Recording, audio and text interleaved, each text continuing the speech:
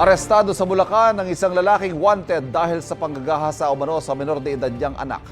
Itinanggi na akusado ang paratang at may unang balita si James Agustin.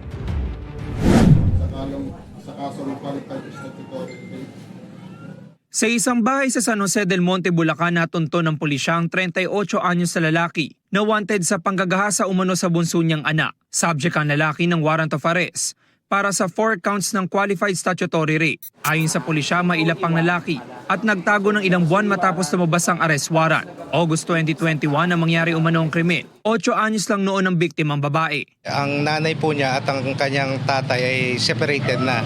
So ang nangyari po, sinundo po siya ng tiyahin niya para magbakasyon sa kanilang probinsya sa Bulacan.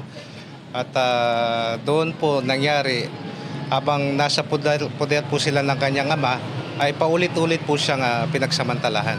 Nag-file po sila ng kaso nung malaman po ng kanyang nanay ang mga nangyari. Una sa most wanted persons list ng pulisya ang naarestong lalaki. Nakakulong siya ngayon sa Pasong Putik Police Station. Wala po masabi dun, sir. Pero ginawa niyo po ba yung krimen? Hindi po, sir. Pero bakit po kayo nasampahan ng reklamo kayo? Hindi ko po alam eh. Inihanda na ang mga kaukulang dokumento para sa return of warrant. Ito ang unang balita. James Agustin para sa GMA Integrated News.